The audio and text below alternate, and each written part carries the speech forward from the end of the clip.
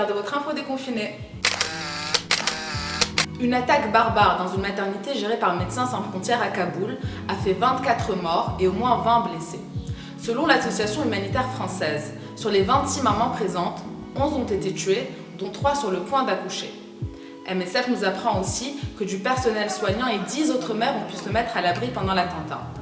Une femme a même accouché pendant l'attaque, elle est en vie et son bébé aussi. Des hommes armés et habillés en policiers sont entrés dans la maternité. Ils ont lancé des grenades avant de commencer à tirer. Leur cible, le personnel soignant, les mamans sur leur lit, les enfants et même les nouveau-nés. Les terroristes ont été abattus par les forces gouvernementales. L'attaque s'est produite vers 10h du matin le 12 mai dernier, journée mondiale des infirmiers et des infirmières. Elle a duré 4 heures. Les assaillants sont entrés par la porte principale de l'hôpital et ont pris la direction de la maternité avec l'intention de tuer un maximum de personnes. La maternité se trouve à l'ouest de Kaboul dans un quartier habité par la communauté Hazara.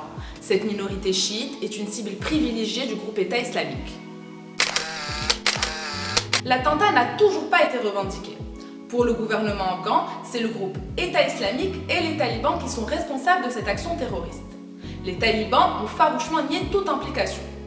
De leur côté, les Américains qui ont signé un accord de paix avec les talibans incriminent seulement l'organisation État islamique. Selon l'émissaire américain pour l'Afghanistan, avec cet attentat, le groupe tente d'empêcher un accord de paix entre le gouvernement afghan et les talibans. Il accuse l'organisation d'encourager une guerre sectaire, comme en Irak et en Syrie.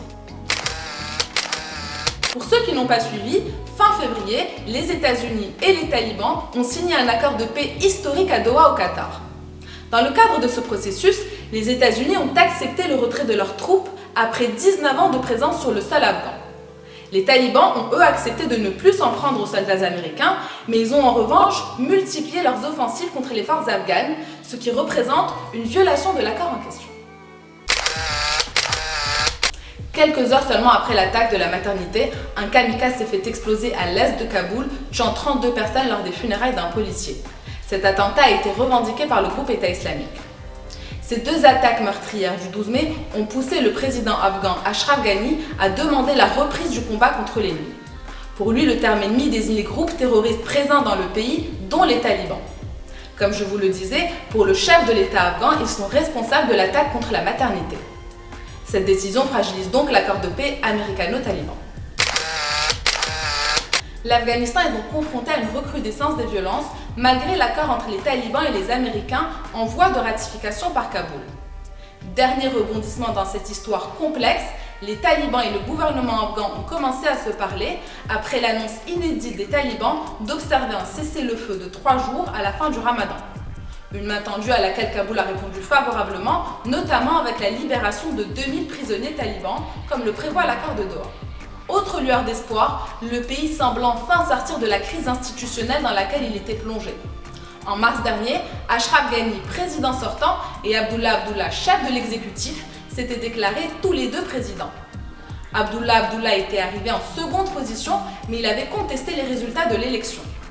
Après des mois de blocage, ils sont enfin parvenus à un accord. Abdullah sera notamment en charge des négociations avec les talibans. Merci d'avoir regardé. On se retrouve bientôt pour une info déconfinée. En attendant, n'oubliez pas, une info peut en cacher une autre.